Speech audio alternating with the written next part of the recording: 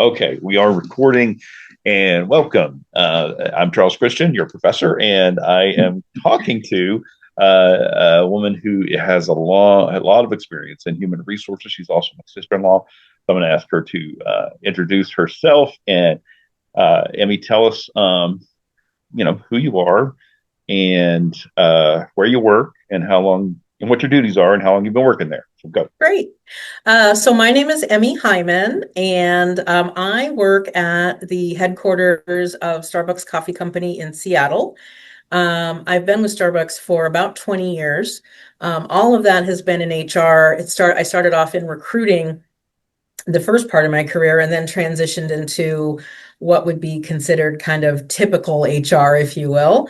And my title is Senior Partner Resources Business Partner. Most companies call that Senior HR Manager or Senior HR Business Partner. Okay. Very good. Thank you for that. Well, we'll jump right in. This course is workplace ethics. So let's begin with just some, as you understand it and as you've experienced it, some basic expectations. A typical company. I mean, no company's typical anymore. Certainly not Starbucks, but what a typical company might expect is from an employee in regard to not only the hiring process, but also once they begin. What are some things that employees should expect, and maybe you might call even ethical obligations of an employee? Mhm. Give us a few of those that you talk to people about. Sure.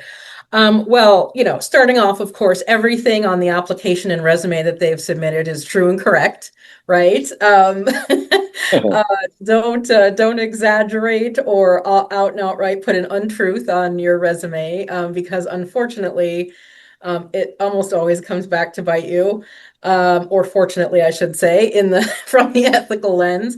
So I think that's the very beginning. You begin that relationship with your employer on that footing. And then, in the onboarding process, what do employers expect from employees? And if I slip and call them partners instead of employees, just give me some grace because that's what Starbucks calls our employees, as partners. But in coming on board, Charles gave me a little insight into what he was going to ask, and his question brought up the Netflix employee handbook, and it's one line, and it says, "Do essentially do what's right for Netflix as an employee of Netflix." Yeah.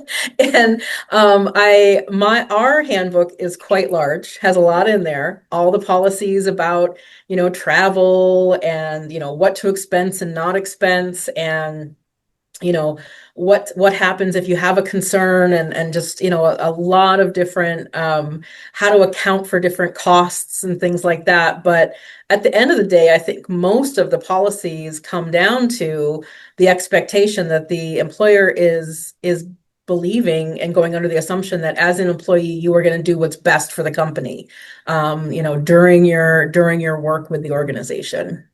Okay. And thank you for that. And what might that include in regard to, let's say, um, how the company is represented, both sort of at work and something that's come up a lot in headlines in the last several months I've seen is outside of work. What, your online presence, Mhm. your any trouble that you might get into, and you say, well, I wasn't at work, so that's no big deal, or it's not work related. Uh, Mhm. Talk about that balance. I know different companies have different takes on that, but what are your thoughts on that? Yeah, I think even now, with as many years as we've had social media as part of our culture, we are still, it's really yet to be determined how much employers really have the ability to to use something that has happened outside of work to, discipline an employee. And I definitely think it has to do with the role that you have. If you have a very visible role, and you have made, have either done something that's reflected poorly on the company. I think that the expectation might be that there probably will be more action taken. So, for instance, if you're an officer of the company at a publicly held company, or a public figure that represents that company, and you've done something to embarrass or reflect poorly on the company, then there's more likely action that's going to be taken than, let's say, me. Because I'm pretty far down the chain when it comes to that, good old middle management. Yeah, but even then, I think most employers are approaching it very cautiously to take action on things done outside of work. When it does happen, it makes headlines. Yeah, for sure. What role should or does HR play, and really just management play, let's say, in, you mentioned, Starbucks, for instance, refers to its employees as partners, and that's, hopefully from your standpoint, not just a catchy thing to do, but you're hoping, I would assume the corporate culture hope is that people really take ownership as partners, whatever job they're doing, right? In regard to making the company better. That would be an example, seems to me, of how a company moves its employees into corporate culture, right? Getting them to know the Starbucks way, or the Netflix way, or the Microsoft way, or whatever that those terms are. Mhm. Talk about how that happens and how employees can help make that process happen in a smooth way.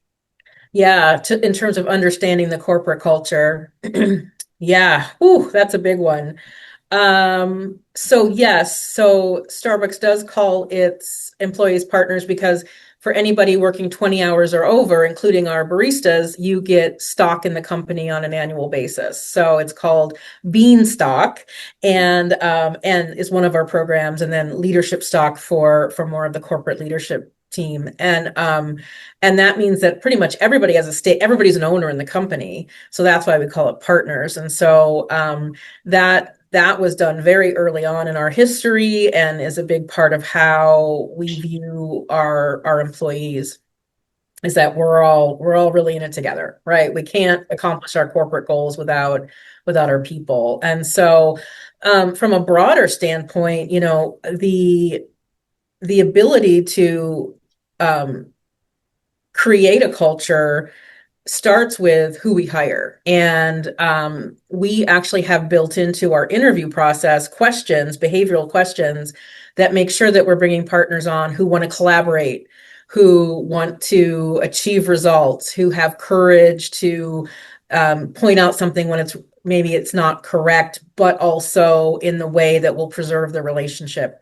Somebody who's going to get things done without leaving bodies in their wake, because you can do that once or twice, but if you're trying, that's all you're going to get with that method. But you have to build the relationships and the trust across the organization in order to get things done effectively, and that's part of our culture. So at the very beginning, we screen for people who have demonstrated those behaviors in the past.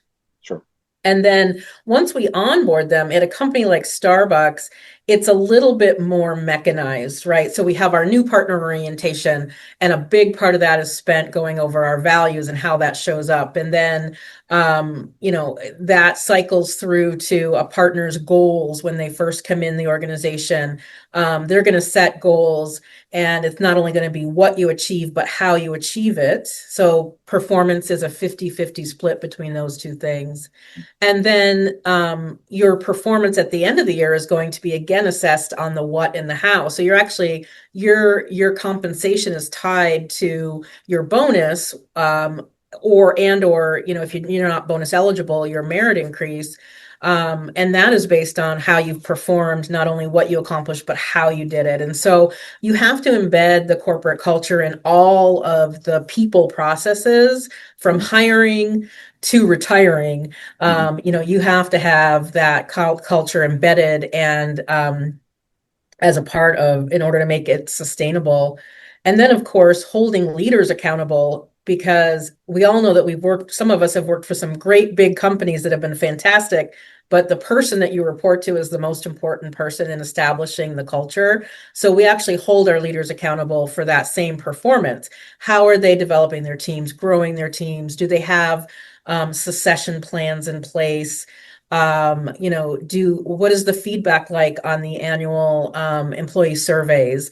How is that trending for them? And so, leaders are held accountable and also rewarded from a compensation perspective on the cultural pieces. Perfect. Thank you very much for that. Two more things. One, you did mention the courage to speak up if they see something that either doesn't fit maybe within the system that they've just learned or that they're learning, like this doesn't sound like the way we do things. But also, we know, and this course talks about this a little bit too, of course, is we know that there are sometimes ethical dilemmas that employees face, even management faces.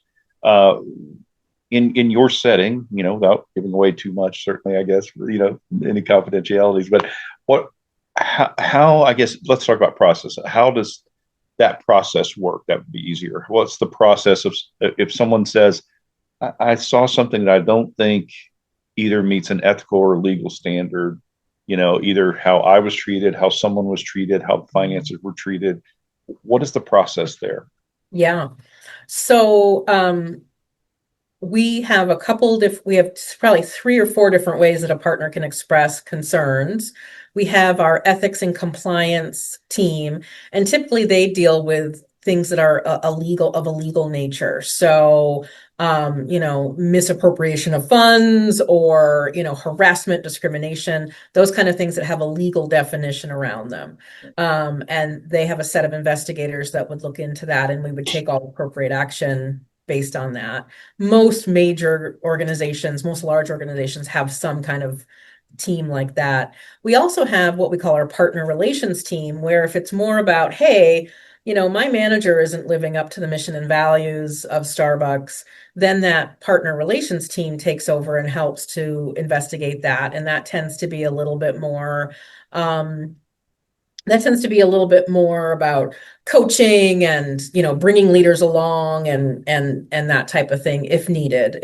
But they do also too look into the circumstances. So you take a concern and you kind of break it apart into the elements of the concern, and you look into them, whether it's legally or whether it's more of a cultural kind of mission and values kind of issue.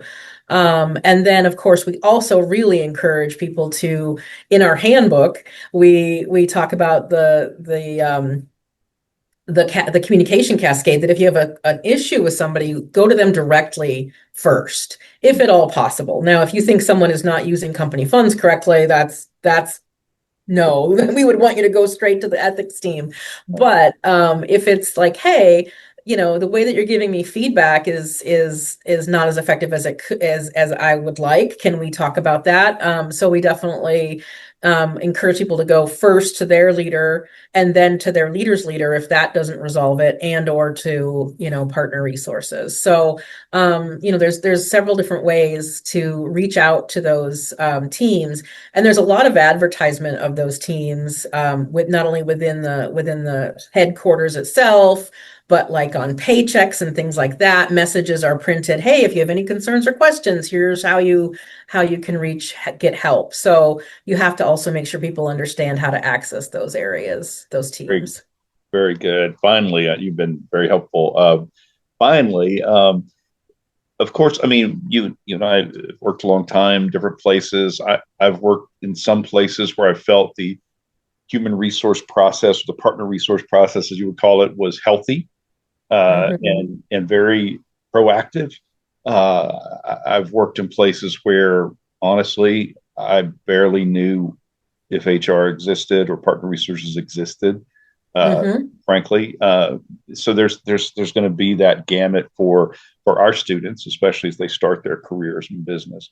Mhm. Um, if you're in a place where you don't feel like you have the pool of resources to deal with relational issues, ethical issues, or whatever, what are there a few things that can still be done, uh, that can maybe approach those concerns in a smaller setting? In a smaller setting. Yeah.